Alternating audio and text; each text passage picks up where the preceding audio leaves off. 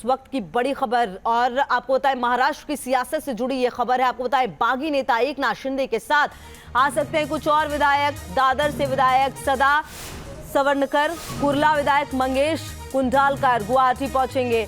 मंत्री उदय सामंत भी आज पहुंच सकते हैं गुवाहाटी। सरकारी आवास वर्षा से मातोश्री शिफ्ट हुए उद्धव ठाकरे।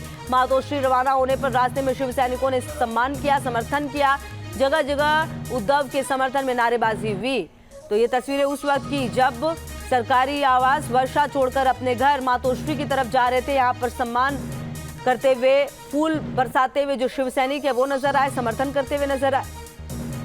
लेकिन अब ये देखना होगा कि आने वाले समय में महाराष्ट्र की सियासत में और क्या कुछ होता है, क्योंकि जिस तरीके से फेसबुक लाइव करके अपनी बातों को रखा, मानते हुए नजर नहीं आए एकनाथ शिंदे। तो महाराष्ट्र की सियासत से ही जुड़ी हुई एक और बड़ी खबर आपको बता देते हैं। गुवाहाटी होटल में और 4 विधायक पहुंचे हैं, 3 शिवसेना और 1 निर्दलीय विधायक पहुंचे हैं। विधायकों में गुलाब राव, योगेश कदम, मंजुला गावित एकनाथ शिंदे के साथ। अब 45 विधायक कहे जा रहे हैं शिंदे के साथ। 36 शिवसेना के विधायकों का समर्थन है।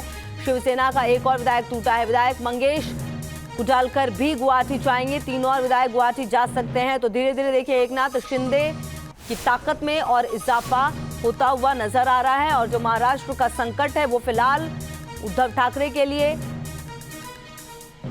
महाविकास आघाड़ी के लिए और ज्यादा बढ़ता हुआ ये संकट, ये तकलीफ, क्योंकि लगातार जो और विधायक है वो भी अब साथ होते हुए नजर आ रहे हैं।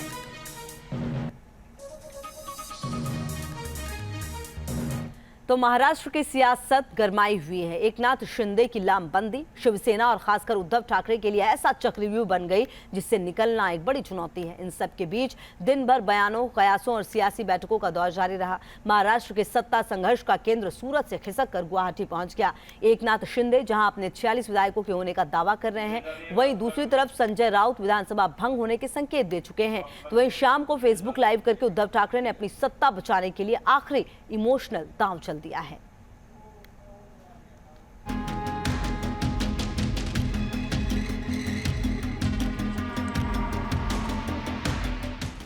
महाराष्ट्र के महाभारत, मुंबई टू गुवाहाटी वाया सूरत।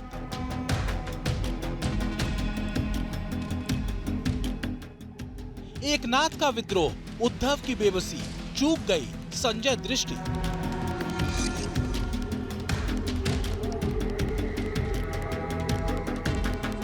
शिंदे के पास सत्ता की चाबी, क्या बीजेपी को मिलेगी कामयाबी?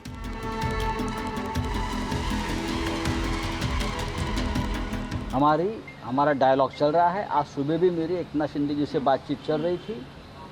आज सुबह हम दोनों ने 1 घंटा बातचीत की है। यहाँ से जो बातचीत हुई उस बारे में मैंने पार्टी चीफ को बताया है। कोई बात छुप कर नहीं रहती है, वापस एक बार बात हो जाएगी। उनके साथ जो विधायक है उनसे भी हमारी बातचीत चल रही है। सभी शिवसेना में है, शिवसेना में रहेंगे और उद्धव ठाकरे जी का नेतृत्व वो संघर्ष करते रहेंगे। ज़्यादा से ज़्यादा क्या होगा, सत्ता जाएगी और क्या होता है। ज़्यादा से ज़्यादा क्या होगी, महाराष्ट्र की सत्ता जाएगी, सत्ता वापस आ सकती है। सर प्रतिष्ठा होती है पार्टी की, वो सबसे ऊपर है। बड़े हताश दिखे उद्धव के संजय, जैसे उनकी सारी दूरदृष्टि अब बस उद्धव के हाथों से सत्ता को फिसलते हुए देख रही थी। सूरत से मामला गुवाहाटी पहुंच चुका है। महाराष्ट्र के सियासी भूकंप का केंद्र अब गुवाहाटी में। शिवसेना के नेता और उद्धव सरकार के मंत्री एकनाथ शिंदे अपने बागी साथियों के साथ गुवाहाटी के होटल में, और यहीं से महाराष्ट्र की राजनीति की नूतन भूमिका लिखी जा रही है। एकनाथ शिंदे ने अपने साथ 46 शिवसेना विधायकों के होने का दावा किया। शिवसेना के 40 MLA अभी यहाँ मौजूद है और सभी लोग जो है, हम बाला साहब ठाकरे जी का जो हिंदुत्व है इस और उनकी जो भूमिका है उसको हम लोग आगे ले जाना चाहते हैं। और गुवाहाटी क्यों आए? और बस इसी गणित ने उद्धव सरकार के पिछले 2.5 साल से सिद्ध किए गए सत्ता के समीकरण की ऐसी तैसी कर रखी है। मुंबई से लेकर सूरत और गुवाहाटी ही नहीं बल्कि दिल्ली तक में बवंडर उठा हुआ है। महाराष्ट्र की सत्ता अगर उद्धव ठाकरे के हाथ से खिसक भी गई तो मिलेगी किसे? क्या फडणवीस फिर समंदर बनकर आएंगे? तेरा पानी उतरता देख मेरे किनारे पर घर मत बसा लेना। मेरा पानी उतरता देख मेरे किनारे पर घर मत बसा लेना। मैं समंदर हूं, लौट कर वापिस आऊंगा।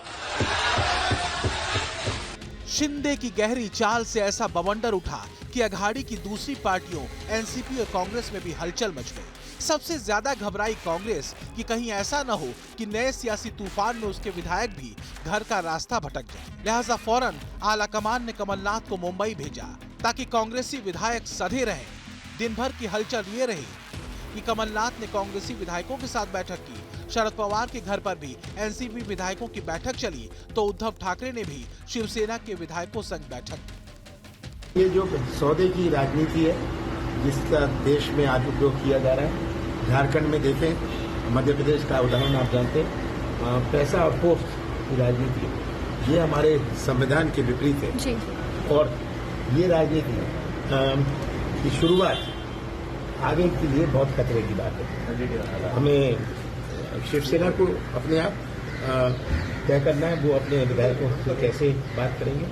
जहाँ तक कांग्रेस का प्रश्न है, कांग्रेस में पूरी एकता है, कांग्रेस के विधायक दिखाऊ नहीं है, कांग्रेस के विधायक सब टिके नहीं। लेकिन बैठकों का मतलब क्या जब मौजूदा सीएम उद्धव के ही 40 विधायक गुवाहाटी में बागी हुए बैठे और ये इतने ज्यादा हैं कि अब बात असली और नकली शिवसेना पर आकर टिक गई। क्योंकि खबर ये है कि गुवाहाटी में बागी विधायकों ने एकनाथ शिंदे को अपना नेता घोषित कर दिया है। शिंदे के पास 40 विधायकों के समर्थन का दावा है। एक चिट्ठी सामने आई है जिसमें 34 विधायकों के दस्तखत हैं। बागी विधायकों ने प्रस्ताव किया है और एकनाथ शिंदे ने बागियों के गुट को असली शिवसेना बताया है। बाळासाहेबांचे कट्टर शिवसैनिक आहोत। आम्ही शिवसेना सोडलेली नाही, शिवसेना सोडणार नाही। पण बाळासाहेबांचे जे विचार आहेत, बाळासाहेबांची जी भूमिका आहे, ती भूमिका घेऊन आम्ही पुढचं राजकारण समाजकारण करणार आहोत। आम्ही बाळासाहेबांचे विचार घेऊन पुढे चाललेलो आहोत आणि आपल्या सगळ्यांना माहित आहे बाळासाहेबांनी या देशाला हिंदुत्वाचा विचार दिलेला आहे। त्याच्यामध्ये कुठलीही तडजोड आम्ही करणार नाही। तो जो हालात हैं वो फिलहाल उद्धव सरकार के लिए बनते हुए तो नहीं दिखते, क्योंकि एकनाथ शिंदे के शिवसेना विधायक दल के नेता के रूप में बने रहने को लेकर 34 विधायकों के हस्ताक्षर वाले शिवसेना विधायक दल के प्रस्ताव को राज्यपाल के पास भेजा जा चुका है। लेकिन सवाल यह है कि जिस हिंदुत्व की लकीर पर एकनाथ शिंदे ने उद्धव ठाकरे को खुली चुनौती दी, उस पर उद्धव ठाकरे ने क्या कहा, जरा सुनिए। तर शिवसेना आणि हिंदुत्व हे दोन घट्ट एकमेकांमध्ये गुंफलेले जोडलेले हे शब्द आहेत। शिवसेना कदापि हिंदुत्वापासून आणि हिंदुत्व कदापि शिवसेनेपासून दूर होऊ शकत नाही। मी शिवसेना प्रमुखांना दिलेलं वचन पूर्ण करणारच हा निश्चय मनाशी बाळगून रणांगणात उतरलो। फिलहाल जो दावा एकनाथ शिंदे का है, अगर उस दावे और तस्वीर को देखें तो महाराष्ट्र की सियासी महाभारत का आखिरी अध्याय उसी गणित पर आकर टिकता है जो सत्ता सिद्धि का गणित है। और बीजेपी इसलिए ज्यादा संभल कर चल और बोल रही है। बीजेपी के पास कुल मौजूदा विधायकों की संख्या 106 है। अगर इसमें बागी 46 विधायकों को जोड़ दें, अन्य 7 को जोड़ दें तो कुल जमा होता है 160, जो 145 के मैजिक नंबर से कहीं ज्यादा है। और मुझे लगता है कि ये सरकार अभी गिर जाएगी, क्योंकि लोकसभा राज्यसभा के चुनाव में, विधान परिषद के चुनाव में, दोनों में ये लोगों ने हार, मतलब इन दोनों की दोनों इलेक्शन में महाविकास आघाड़ी की हार हुई थी और अभी तो महाहार हो गई है। मतलब ये सरकार अभी सत्ता में रहने का उद्धव ठाकरे जी को कोई अधिकार नहीं है। ये बात भी दीगर है कि बाला साहब के हिंदुत्व पर चलने का दावा कर रहे उद्धव ठाकरे ने अपने लाइव में सोनिया गांधी और शरद पवार के प्रति निष्ठा दिखाई। उद्धव ने कहा कि राजनीति में घुमावदार मोड़ आते हैं। सच ही है, बाला साहब ठाकरे की सियासी लकीर सीधी थी। वो कांग्रेस के साथ कभी खड़े नहीं हुए और उद्धव ठाकरे की राजनीति यू टर्न लेते उसी कांग्रेस और एनसीपी के साथ सत्ता तक पहुंची। मोड़ तो घुमावदार था ही, अब वही घुमावदार मोड़ एक बार फिर उद्धव के सामने खड़ा है।